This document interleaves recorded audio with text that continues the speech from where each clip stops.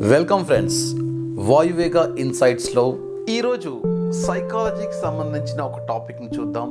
ఎప్పటి నుంచో చాలామంది అడుగుతున్నారు law of attraction. Law of అట్రాక్షన్ని తెలుసుకోవాలంటే ముందు అసలు మన లక్ష్య సాధనలో ఏ విషయాలు ఇంపార్టెంట్, ఏ విషయాలపై శ్రద్ధ పెట్టాలి అనే విషయాన్ని చూడాలి. లక్ష్య సాధనకు లా ఆఫ్ అట్రాక్షన్కు ఎంత సంబంధం ఉంది అంటే ఇవి రెండు ఒకటి కాయిన్కి ఉన్న రెండు సైడ్స్, ఒకటి హెడ్స్ అయితే రెండు టైల్స్ అని చెప్పుకోవచ్చు. చూద్దాం లా ఆఫ్ అట్రాక్షన్ ఎలా పనిచేస్తుందో, దాంట్లో ఉన్న ప్రాసెస్ ఏంటో.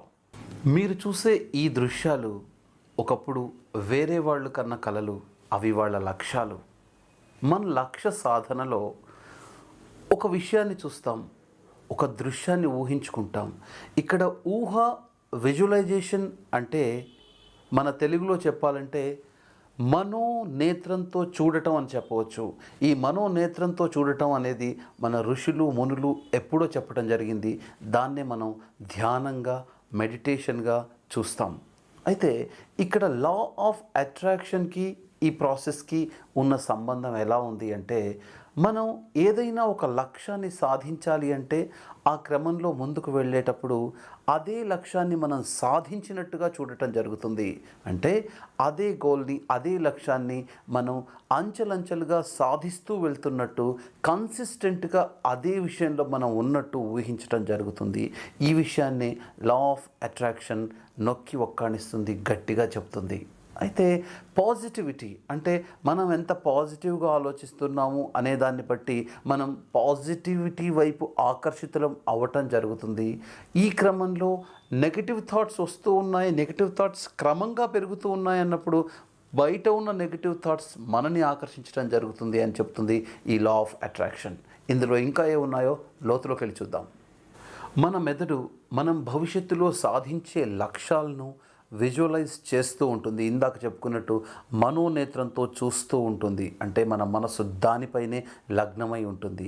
ఈ క్రమంలో ఈ విజువలైజేషన్కి ఎంత పవర్ ఉంటుంది అంటే, ఈ ఆలోచించడం, దానిపైనే మనసు పెట్టడం, మనోనేత్రంతో చూడటం, విజువలైజేషన్ చేయటం అని ఏదైనా అనండి, దానికి ఉన్న శక్తి ఎంత గొప్పది అంటే, మన మెదడు ఏది నిజంగా మనం సాధించిన లక్ష్య సాధనో, ఏది విజువలైజేషనో అనే విషయాన్ని గుర్తించలేనంత దగ్గరగా ఉంటుంది.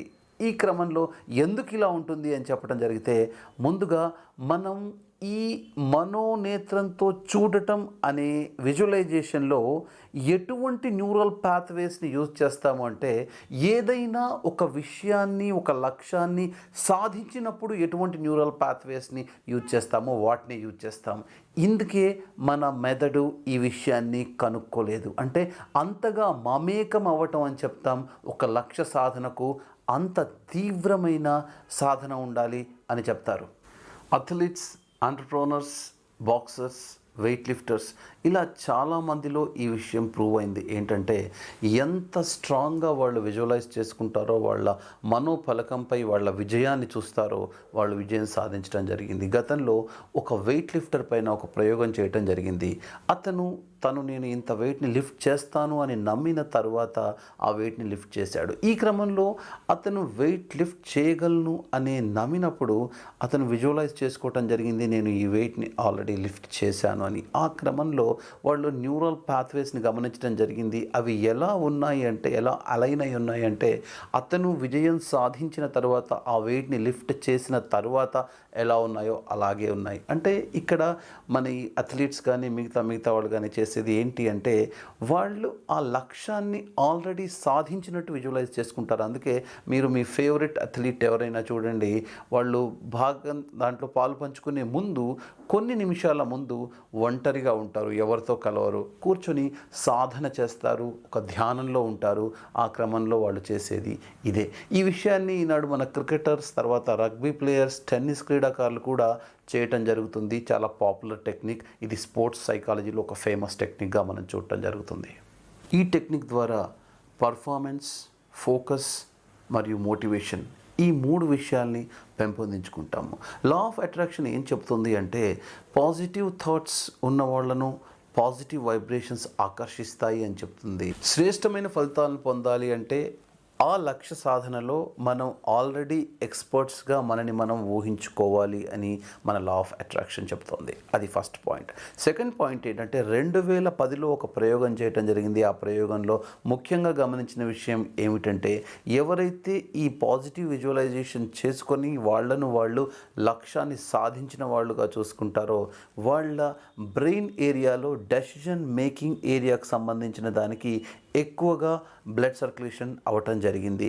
రెండో వర్గం ఎవరైతే ఉన్నారో అంటే పాజిటివ్ సజెషన్స్ ఇవ్వలేకపోయారో, నెగిటివిటీ వైపు ఆకర్షించబడ్డారో వాళ్ళు ఎక్కువగా బ్లడ్ సర్క్యులేషన్ వాళ్ళ బ్రెయిన్లో వాళ్ళ మెదడులో డెసిషన్ మేకింగ్ వైపు కాకుండా ఎమోషనల్ సెంటర్ వైపు వెళ్ళటం జరిగింది.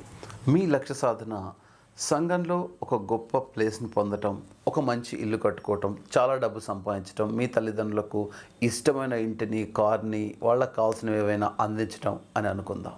ఈ క్రమంలో మీరు మిమ్మల్ని ఈ లక్ష్యాలన్నీ సాధించినట్టుగా ఊహించుకుంటారు.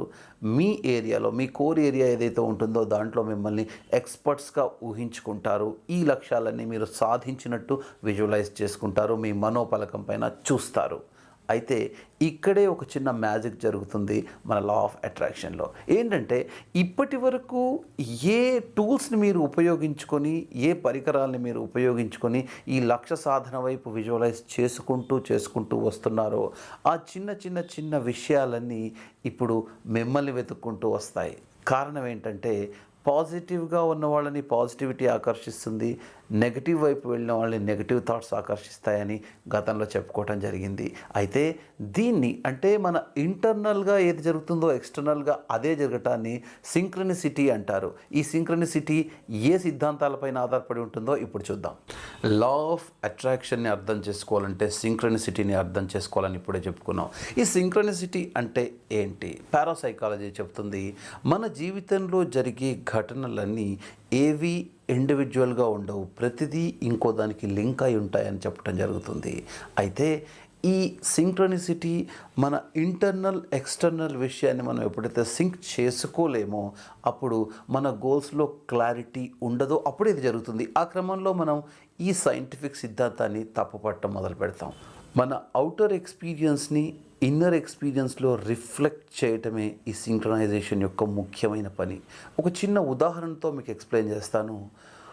చూడండి, ఒక అథ్లీట్ని తీసుకోండి. అతను ఇందాక మనం చెప్పుకున్నట్టు ఈవెంట్కి ముందు ఒక 100 మీటర్స్ రన్కి వెళ్తున్నాడు అనుకోండి, లేదంటే ఇంకోటి ఏదైనా ఎగ్జాంపుల్ తీసుకోండి. దానికన్నా ముందే మిగతా ఆ ఈవెంట్లో పాల్గొన్న మిగతా ఆటగాళ్ళ అందరికన్నా ముందు ఫస్ట్ ప్లేస్లో తనే వచ్చినట్టుగా ఊహించుకుంటాడు. ఈ లా ఆఫ్ అట్రాక్షన్లో సింక్రనిసిటీ యొక్క ప్రాముఖ్యత ఏంటో మనం తెలుసుకున్నాం. అయితే ఇప్పుడు ఈ సింక్రనిసిటీకి ప్రాసెస్ ఏంటో మనం తెలుసుకుందాం. ఇది లా ఆఫ్ అట్రాక్షన్కి ఒక ఆయుపట్టుగా చెప్తారు. దీని ప్రాసెస్ ఒక 3 వర్గాలుగా మనం దీన్ని చూడవచ్చు. అంటే ఈ ప్రాసెస్ని 3 ప్రక్రియల్లో మనం చూడవచ్చు. అందులో మొదటిది విజువలైజేషన్ ఎంత సాధ్యమైతే అంత వాస్తవంగా ఉండాలి, రియాలిటీకి దగ్గరగా ఉండాలని చెప్తారు. ఈ విషయాన్ని ఈ మొదటి పాయింట్ అయిన విజువలైజేషన్ ఎంత వాస్తవంగా ఉండాలి అనే పాయింట్ని 3 సిద్ధాంతాల ద్వారా మనం చూడవచ్చు. ఆ 3 చాలా ఈజీ సిద్ధాంతాలు. అందులో మొదటిది సైకోన్యూరోమస్క్యులర్ థియరీ. సైకోన్యూరోమస్క్యులర్ థియరీ చెప్తుంది మన యొక్క ఈ విజువలైజేషన్ ఎంత వాస్తవంగా ఉంటే అంత మంచిది, విజువలైజేషన్ పని చేస్తుంది అని చెప్తుంది. అది ఎలా అంటే ఈ సైకోన్యూరోమస్క్యులర్ థియరీలో మనం ఏం చెప్తామంటే మన ఒక విషయాన్ని ఊహించినప్పుడు, మన మనోనేత్రం ద్వారా చూసినప్పుడు అటువంటి సైకోన్యూరోమస్క్యులర్ ఈ విషయాన్ని చూడండి, మన మనస్తో మన ఈ న్యూరాన్స్ ఏవైతే ఉన్నాయో వీటిని, మన మజిల్స్ని అన్నిటినీ వీటి ప్యాటర్న్స్ని యూజ్ చేయడం జరుగుతుంది. ఎలా అయితే ఒక సబ్కాన్షియస్ మైండ్లో ఉండి వీటిని ఉపయోగించడం జరుగుతుంది. అవి ఎలా ఉంటాయి అంటే ఒక లక్ష్యాన్ని మనం సాధించినప్పుడు ఎలా ఉంటాయో అవే ప్యాటర్న్స్ని వాడతాం. కాబట్టి విజువలైజేషన్ పని చేస్తుంది, వర్క్ చేస్తుంది, చాలా బాగా ఉంటుంది అని ఈ సిద్ధాంతం చెప్తుంది. ఇందులో రెండవ సిద్ధాంతం ఏంటో ఇప్పుడు చూద్దాం. రెండవ సిద్ధాంతం ఫంక్షనల్ ఈక్వలెన్స్ థియరీ. ఇదేం చెప్తుంది అంటే మనం ఏదైతే వాస్తవంగా జరిగిన ఘటన ఏదైతే ఉందో, మన లక్ష్యం సాధించినప్పుడు ఏదైతే ఉందో అది తర్వాత మన ఇమాజినరీలో ఉన్నటువంటి ఘటన, మనోపలకంపై మనం ఊహించుకున్నటువంటి ఘటన, ఈ రెండు కూడా సేమ్ న్యూరో ఫిజియోలాజికల్ థింగ్స్ని ఎగ్జిబిట్ చేస్తాయని చెప్పడం జరుగుతుంది. అంటే అటువంటి కెమికల్ రియాక్షన్సే రెండు సందర్భాల్లో షేర్ అవుతాయి అని చెప్పడం జరుగుతుంది. కాబట్టి ఈ ప్రక్రియలో ఇటువంటి విజువలైజేషన్ అనేది వర్క్ చేస్తుంది అని చెప్పడం జరుగుతుంది. మూడవది సింబాలిక్ లెర్నింగ్ థియరీ. ఈ సింబాలిక్ లెర్నింగ్ థియరీ కూడా చెప్తుంది ఈ విజువలైజేషన్ చాలా చక్కగా పనిచేస్తుందని. ఎందుకంటే మనం ఈ విజువలైజేషన్ ప్రక్రియలో ఎటువంటి ఇమాజినరీ పెట్టుకుంటామో అది ఆల్రెడీ మనకి ఒక ప్లానింగ్ని ఇస్తుంది. ఆల్టర్నేటివ్ సొల్యూషన్స్తో మనం వస్తాం. కాబట్టి ఎప్పుడైతే ఒరిజినల్గా మనం పర్ఫామ్ చేస్తామో అప్పుడు మనకి ఏం చేయాలో తెలుస్తుంది. అందువల్ల ఈ ఇమాజినేషన్ అనేది, విజువలైజేషన్ అనేది చాలా చక్కగా పనిచేస్తుంది అని ఈ థియరీ కూడా చెప్తుంది. ఈ క్రమంలో మన మిర్రర్ న్యూరాన్స్ కూడా ఉపయోగపడటం జరుగుతుంది. ఎందుకంటే మనం ఆల్టర్నేటివ్గా ఏదైతే ఎంచుకుంటామో అది మనం డైరెక్ట్గా ఇందాక చెప్పిన విజువలైజేషన్లో మనోపలకం పైన చూడటం పైన అయినా జరగచ్చు, లేదు అంటే మనం వేరే వాళ్ళు చేస్తున్నప్పుడు గమనించిన పాత ఎక్స్పీరియన్స్ అయినా అయి ఉండవచ్చు. అయితే ఈ మూడు సిద్ధాంతాలు కూడా చెప్పడం జరుగుతుంది. ఈ విజువలైజేషన్ ఏదైతే ఉందో అది చక్కగా పనిచేస్తుంది అని అయితే ఒక ఉదాహరణతో చూద్దాం. ఇది ఎందుకు ఇంత రియలిస్టిక్గా ఉండాలి అంటే, ఉదాహరణకి ఈ మూడు ఇన్సిడెంట్లో ఏదైనా ఒకటి మనం తీసుకోవచ్చు. ఒకటి, మీరు ఒక మ్యాచ్ ఆడటానికి వెళ్తున్నారు, లేదు రెండోది మీరు ఒక ముఖ్యమైన జాబ్ ఇంటర్వ్యూకి వెళ్తున్నారు, ఆ జాబ్ మీకు చాలా ముఖ్యం, మూడోది మీ ఫస్ట్ క్రష్, మీ గర్ల్ ఫ్రెండ్ని కలవటానికి వెళ్తున్నారు అని కూడా అనుకోవచ్చు. ఈ మూడిట్లో ఏదో ఒక దాని ఉదాహరణతో చూద్దాం. ఎగ్జాంపుల్కి మనం జాబ్ ఇంటర్వ్యూకి వెళ్ళింది చూద్దాం. ఒక జాబ్ ఇంటర్వ్యూకి వెళ్తున్నప్పుడు మీరు ఒక మనోపలకం పైన ఒక సీన్ని మీరు ఊహించుకుంటారు. ఏంటి అంటే, మీరు వెళ్ళిన దగ్గర ఇంటర్వ్యూ బోర్డ్ రూమ్ ఎలా ఉంది, లేదు అంటే ఇంటర్వ్యూ ఒక హోటల్లో కూడా పెద్ద పెద్ద పొజిషన్స్కి హోటల్స్లో కూడా ఇంటర్వ్యూస్ జరుగుతాయి. అక్కడికి పిలిచేసి క్లయింట్తో కూర్చోబెట్టి మిమ్మల్ని మాట్లాడటం జరుగుతుంది. మీ పొజిషన్ ఏంటి అన్న దాన్ని బట్టి అది ఆధారపడి ఉంటుంది. సో చుట్టుపక్కల ఉన్న ప్రదేశాలు ఎలా ఉన్నాయి, మీకు ఎటువంటి, అంటే డీటెయిల్గా వెళ్ళండి, రియలిస్టిక్గా వెళ్ళండి. ఒక విషయాన్ని మీరు ఊహించుకుంటున్నప్పుడు, విజువలైజ్ చేసుకుంటున్నప్పుడు అందులో డీటెయిల్స్ని యాడ్ చేస్తూ ఉండండి. మీరు ఎటువంటి ప్రతిస్పందన ఇస్తున్నారు, మీకు ఎటువంటి ప్రశ్న అడగటం జరుగుతుంది, ఎంత ఫ్రెండ్లీగా ఉన్నారు, ఈ విషయాన్ని మీరు యాడ్ చేస్తూ వెళ్ళవచ్చు. లేదంటే ఒక మ్యాచ్కి వెళ్తున్నారు, ఆ మ్యాచ్ మీకు చాలా ఇంపార్టెంట్, ఆ మ్యాచ్లో మీ పర్ఫార్మెన్స్ ఎలా ఉంది, మీరు చాలా టాప్ మోస్ట్ పర్ఫార్మెన్స్ చేసినట్టుగానే ఊహించుకోవాలి. అలాగే మీ తోటి క్రీడాకారులు కూడా, ఒకవేళ గ్రూప్ గేమ్ అయినట్టయితే మీ తోటి క్రీడాకారులు కూడా చక్కగా ఆడుతున్నట్టు మీరు డీటెయిల్గా వెళ్తూ ఉంటారు. ఇందులో మీ పాజిటివ్ ఎమోషన్స్ని అందులో తీసుకొని వెళ్తూ ఉంటారు. క్లారిటీగా ఉంటుంది మీరు ఊహించుకునే ఆ చిత్రం. అదే ఇక్కడ క్లియర్గా చెప్పడం జరిగింది. ఈ ప్రాసెస్లో రెండవ పాయింట్ ఏంటి అంటే, మీ విజువలైజేషన్ కన్సిస్టెంట్గా ఉండాలి. మనకు చెప్తారు, మనిషి ఒక అలవాట్లతో తయారవుతాడు, అంటే మనకు వచ్చే అలవాట్లే మన క్యారెక్టర్గా మారుతుంది అని చెప్తారు. అందుకే కన్సిస్టెన్సీ మెయింటైన్ చేయడం అనేది చాలా ఇంపార్టెంట్. మీరు ఒక లాంగ్ టర్మ్ గోల్స్ పెట్టుకుని వెళ్తున్నట్టయితే దాన్ని ప్రతిరోజు విజువలైజ్ చేసుకోవటం, దానికి ఎంత దగ్గరగా మీరు వెళ్తున్నారు అనే విషయాన్ని తెలియజేసుకోవటం, అలాగే ప్రజెంట్ టెన్స్లో ఉండి మనం దాన్ని గుర్తుంచుకోవటం చాలా ముఖ్యమైన అంశాలుగా చెప్పబడతాయి. ఈ రెండో పాయింట్ అయిన విజువలైజేషన్ కన్సిస్టెంట్గా ఉండాలి అనే విషయానికి మీరు మ్యూజిక్ని కూడా యాడ్ చేసుకోవచ్చు. సేమ్ ఎమోషన్తో సాగే మ్యూజిక్ని వింటూ ఉంటే దానికి చాలా దగ్గరగా వెళ్ళొచ్చు, ఆ కన్సిస్టెన్సీని కూడా మెయింటైన్ చేయవచ్చు. మూడవ పాయింట్ అయింది, చాలా అతి ముఖ్యమైన పాయింట్ ఏంటి అంటే, విషయాన్ని ఏ విజువలైజేషన్లోకి అయితే మీరు వెళ్తున్నారో అది ఎక్కువ ఎక్స్పోజర్ని పెంచుకోవటం. అంటే ప్రతి ఒక్క విషయం మీ పరిధిలో ఉండాల్సిన అవసరం లేదు. మీరు ఊహించుకునే లేదా మీరు అటువంటి మనోపలకం పైన, మనోనేత్రం పైన చూసే ప్రతి దృశ్యం మీ అనుభవంలోనే ఉండాల్సిన పని లేదు. ఉదాహరణకి మీరు స్కై డైవింగ్ చేస్తున్నారు అనుకోండి, అది మీరు చేసి ఉండకపోవచ్చు గతంలో, అలాగే మీరు అంతరిక్షంలో ఉండి విహరిస్తున్నట్టుగా మీరు ఊహించుకోవాల్సిన అవసరం వచ్చింది అనుకోండి, అది కూడా మీకు అనుభవం ఉండాల్సిన పని లేదు. కాబట్టి వాటిని కొన్ని వీడియోస్ ద్వారా చూడొచ్చు, లేదంటే వాటికి సంబంధించిన బుక్స్ చదివి మీ యొక్క నాలెడ్జ్ని పెంచుకోవచ్చు. ఈ రకంగా ఈ మూడు ప్రాసెస్ని, ఈ మూడు పాయింట్స్ని గుర్తుంచుకొని మనం ఈ విజువలైజేషన్ టెక్నిక్ని ఇంప్రూవ్ చేసుకొని ఎంత దగ్గరగా, ఎంత కన్సిస్టెంట్గా, ఎంత రియలిస్టిక్గా అది ఉంటుందో అంత రిజల్ట్ మనకి రావటం జరుగుతుంది. అయితే ఒక చిన్న ఉదాహరణ ద్వారా మీకు చెప్పి ఈ విషయాన్ని ముగిస్తాను. ఉదాహరణకు చాలా అందరికీ అవసరమైంది చదువు, తర్వాత డబ్బు. మీరు ఒక స్టూడెంట్ అనుకోండి, మీకు ఎటువంటి చదువు కావాలి, మీరు ఎటువంటి చదువులో నిష్ణాతులు అవ్వాలనుకుంటున్నారో, మీ గోల్ ఏంటి అనే విషయాన్ని ఒక 5 సంవత్సరాల్లోనే, 2 సంవత్సరాల్లో మీరు లక్ష్య సాధనగా పెట్టుకుంటే దాన్ని ప్రతిరోజు ఊహించుకోండి, ప్రతిరోజు అదే గోల్ పైన ఉండండి. ఆ విజువలైజేషన్ ఎంత చక్కగా ఉండాలంటే మీరు ఐఏఎస్ ఏ డాక్టర్ అవ్వాలి అనుకుంటున్నప్పుడు అయినట్టుగా ఫీల్ అవ్వండి. ఆటోమేటిక్గా మీరు పాజిటివిటీ వైపు ఆకర్షించబడతారు, మీరు పొందుతారు దాన్ని. దీంట్లో ఈ 3 పాయింట్లు గుర్తుంచుకోండి. రియలిస్టిక్గా ఉండాలి, కన్సిస్టెంట్గా ఉండాలి, అదే రకంగా మీకు లేని అనుభవాన్ని ఎక్స్పోజర్ పెంచుకుంటూ దానికి దగ్గరగా వెళ్ళాలి. అందరికీ ముఖ్యమైనది డబ్బు. ఈ ఉదాహరణ తర్వాత నేను ఈ వీడియోని ముగిస్తాను. ఉదాహరణకు మీకు కొంత డబ్బు కావాలి, 1,00,000 రూపాయలు, 2 లక్షలు, 3 లక్షలు ఏదో మీరు రావాలి అనుకుంటున్నారు. అయితే మీరు ఈ డబ్బు ఏదైతే ఉందో అది నాకు ఐఎమ్ రిసీవింగ్ అని చెప్పుకోండి. అంటే నాకు కావాలి, ఐ నీడ్ కాదు. ఎందుకంటే మీరు యూనివర్స్కి ఎటువంటి మెసేజ్ పంపుతున్నారు? ఐ నీడ్ అంటే మీ దగ్గర లేదు. అందుకే మన సంస్కృతిలో కూడా చెప్తారు, మన పెద్దవాళ్ళు ఏదైనా అయిపోయింది అంటే అయిపోయింది అని చెప్పరు. మా ఇంట్లో పసుపు నిండుకుంది అని చెప్తారు, ఉప్పు నిండుకుంది, పంచదార నిండుకుంది అని చెప్తారు, కానీ ఇది కూడా అయిపోయింది అని చెప్పరు. చూడండి, ఈ సిద్ధాంతం అంతా మనదే. అంటే లా ఆఫ్ అట్రాక్షన్ అనేది యద్భావం తద్భవతిగా మన ముందుకు వస్తుంది. అయితే మీరు డీటెయిల్గా వెళ్ళాలి అని చెప్పిన దానికి ఉదాహరణగా నా ఐసిఐసిఐ బ్యాంక్ అకౌంట్లో, ఫలానా బ్యాంక్ అకౌంట్లో నాకు 3 లక్షలు వస్తున్నాయి, ఐఆమ్ రిసీవింగ్ అని చెప్పుకోండి. ఎప్పుడు, దేనికి? మీరు కొత్త కారు కొనాలనుకుంటున్న దానికి డౌన్ పేమెంట్గా కావాలి, లేదా మీకు ఏదో పేమెంట్ కట్టాల్సి ఉంది, దానికి నేను కడుతున్నాను ఫలానా తేదీ అనుకోండి. ఇది చాలా చక్కగా వర్క్ అవుతుంది. చాలామంది ఇది వర్క్ అవుతుంది అని ప్రూవ్ చేసిన విషయం ఇది. కాబట్టి మీరు కూడా టెస్ట్ చేసి చూసుకోవచ్చు.